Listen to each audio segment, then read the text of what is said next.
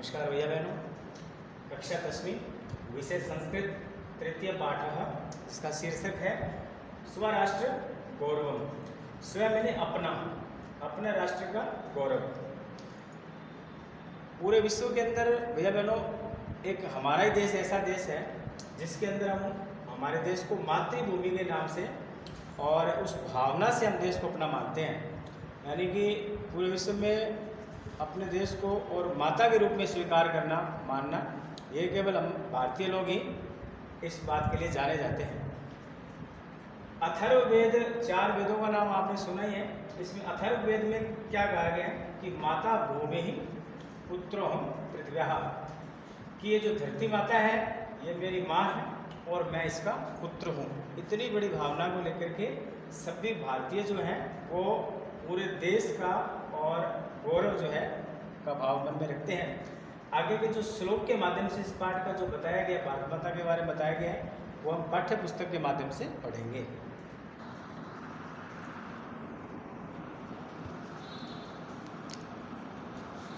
पहला जो श्लोक है विष्णु पुराण से लिया गया है।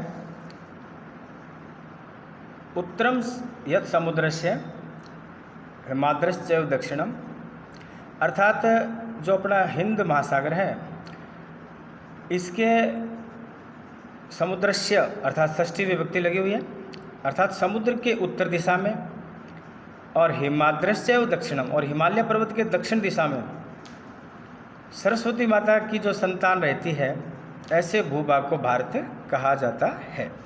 ये पहले श्लोक का अर्थ है। भारती का अर्थ है सरस्वती माता। दूसरे श्लोक पर ध्यान देंगे। हिमालय से लेकर के हिंद महासागर तक, यावत का मतलब तक, तम देव निर्मितम, देवताओं के द्वारा जो निर्मित किया हुआ जो देश है, ऐसे भूभाग को हिंदुस्तान प्रचक्षते, प्रचक्षते का अर्थ कहा जाता है, कहते हैं हिंदुस्तान कहा जाता है।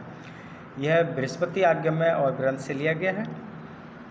विष्णु पुराण का ही एक श्लोक और इस पर ध्यान देंगे। गायन्ति देवाः कील गीत गानी, ऐसा भूभाग, ऐसा देश जहाँ पे देवता लोग और गीत गाते हैं। क्योंकि भैया बहनों आपने देखा है, आपने सुना है, सीरियल देखे हैं आपने, मथुरा में कृष्ण जी, अयोध्या में रामचंद्र जी भगवान, यानी स्वयं देवता आकर के यहाँ पे निवास करते हैं। ऐसा भूभाग है भारत देश। स्वर्ग अपवर्ग, स्वर्ग का मतलब स्वर्ग, अपवर्ग यानी मोक्ष। स्वर्ग और मोक्ष प्राप्त करना अगर किसी कोई चाहता है तो इस भूभाग पे उसको जन्म लेना ही पड़ेगा। भवंती भूय पुरुषा, सुर मैंने देवता, देवता लोग भी यहाँ पर जन्म लेने के लिए और वरदान मांगते हैं कि हमें इस भारत देश पे जन्म मिले।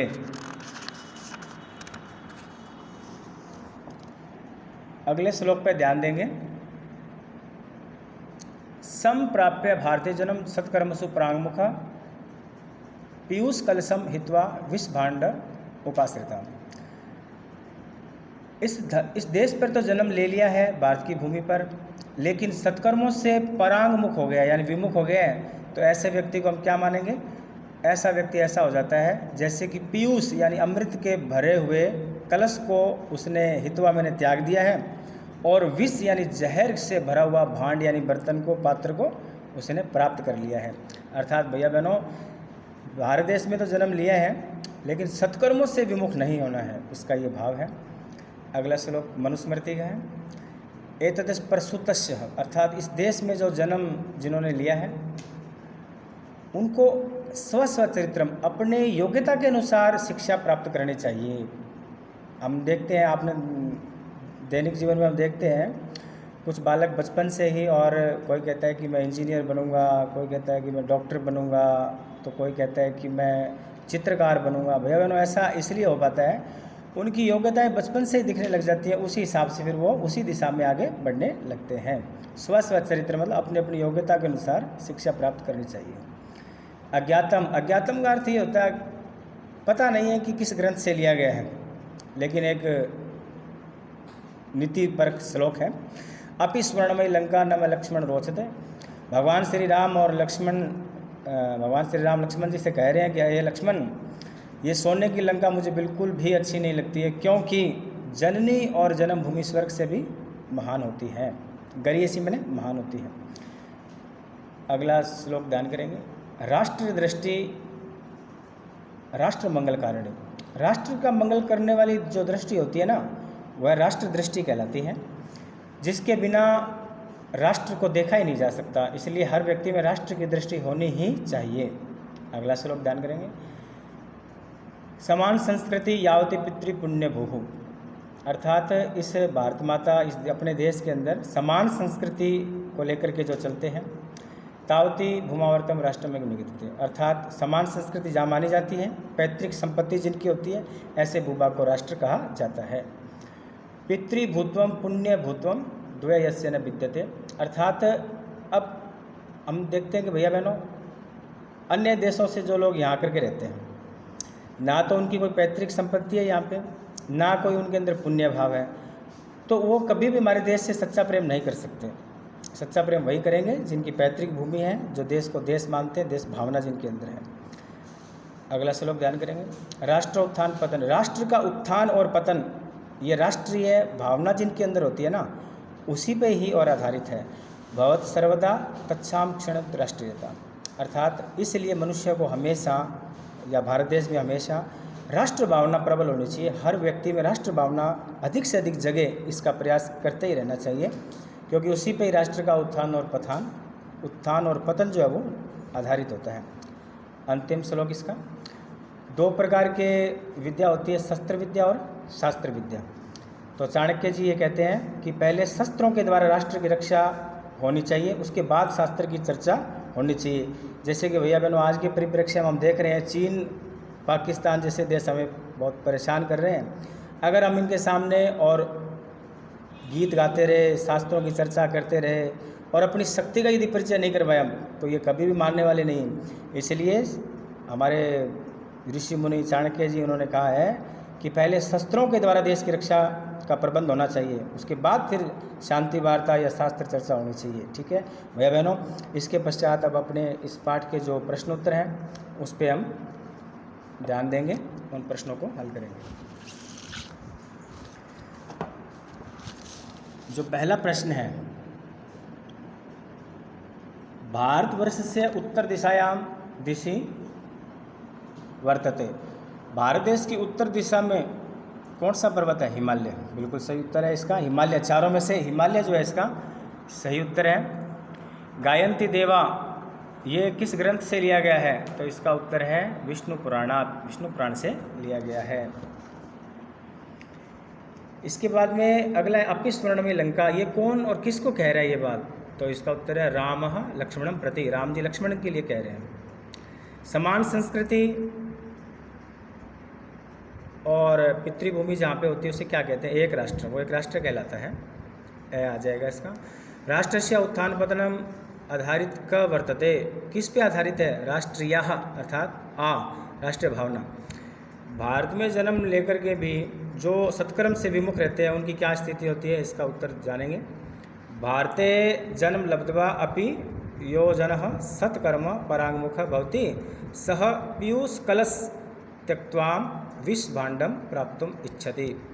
प्यारे भैया बहनों, इस प्रकार से इनके उत्तर पुस्तक में ही और हमें ठीक से अध्ययन करेंगे ना, तो इसी के अंदर ही हमें उत्तर इनके प्राप्त हो जाते हैं। अगला है विद्या, या दो प्रकार की विद्या के बारे में बताया है, शस्त्र विद्या और शास्त्र विद्या। अगला प्रश्न है पृथ्व्याम सर्वमानवा स्वस्वचरित्रम, इसमें ध्यान देंगे कि अस्य भारतदेशस्य अग्रजनम सकाशात् पृथ्व्याम सर्वमानवः स्वं स्वं चरित्रम शिक्षरेन। अगले प्रश्न पे ध्यान देंगे स्वर्ग से भी बढ़कर के का कौन महान है? जननी जन्मभूमिश्च स्वर्गादपि गरीयसी। पांचवें प्रश्न पे ध्यान देंगे कया विना स्वनिकटस्यमपि राष्ट्रम जना न पश्यति, अर्थात राष्ट्र दृष्टि बिना स्वनिकट अपि राष्ट्र जना न पश्यति। छठे प्रश्न पर ध्यान देंगे राष्ट्रे कस्य स्वतम न भवितुम शक्नोमि पितृभूत्वम पुण्यभूत्वम इति द्वयम यस्य न विद्यते तस्य राष्ट्रे स्वतम भवितुम न शक्नोति, अर्थात जिसके अंदर पितृभाव और पुण्य भाव, ये पैतृक संपत्ति ये नहीं है ना, वो देश से कभी सच्चा प्रेम नहीं कर सकता। सातवें प्रश्न पर ध्यान देंगे शास्त्र चर्चा कदा प्रवर्तित, कब होनी चाहिए? शास्त्र चर्चा कब अच्छी लगती है? उत्तर है इसका शस्त्रेण राष्ट्र रक्षित। जब शस्त्रों के द्वारा राष्ट्र की रक्षा हो जाती है ना, उसके बाद ही शास्त्र चर्चा करनी चाहिए। सही शब्दों का मिलान करेंगे। भारतम का भारतीय से मिलान करेंगे, राष्ट्रम का राष्ट्रीय से, विद्या का शस्त्रम और शास्त्रम च से मिलान करेंगे, हिमालय का हिमाद्री से, यावती का तावती से और यस्य का तस्य से। विलोम शब्द ध्यान करेंगे। उत्तरम का दक्षिणम, लघीयसी मैंने छोटा, गरीयसी मैंने बड़ा महान, अप्राप्य का प्राप्य, उत्थानम का पतनम, मरणम का जीवनम, अनवलंब्य का अवलंब्य, अनावृत्य का आवृत्य। प्रश्न निर्माण करेंगे भैया बहनों। हिमालयाद प्रश्न बनेगा कस्माद, यानी उत्तर का प्रश्न बनाना है। जैसे हिमालय से लेकर के और हिंद महासागर तक, तो इसमें आ जाएगा कस्माद। अगला है धन्यास्तु ते संति, वे धन्य हैं, तो ते रेखांकित शब्द के स्थान पर, ते के स्थान पर आएगा के। मैं न रोचते, इसका आएगा कस्मई, यानी किसको अच्छा नहीं लगता, मैं की जगह आएगा कस्मई। शस्त्रण मैंने शास्त्रों के द्वारा, प्रश्न क्या बनेगा, केन, यानी किसके द्वारा। जन्मभूमि ही स्वर्गादपि गरीयसी, जन्मभूमि स्वर्ग से भी महान है, तो उत्तर प्रश्न इसका बनेगा का, यानी कौन महान है, तो जन्मभूमि का बनेगा का। भैया बहनों, इस पाठ के प्रश्न उत्तर मैंने आपको सरल करके बताए हैं। अगली वीडियो के अंदर पाठ 4 को हम पढ़ेंगे। 4 पाठ हो जाने के बाद में संधि है, समास है, प्रत्यय है, जो व्याकरण के जो भाग है ना, उनको हल करेंगे। ठीक है भैया बहनों, इस काम को ठीक से अपने रजिस्टर में लिखेंगे और सभी प्रश्नों को, उनको उत्तरों को स्मरण करेंगे, जो श्लोक हैं उनको स्मरण करेंगे। धन्यवाद।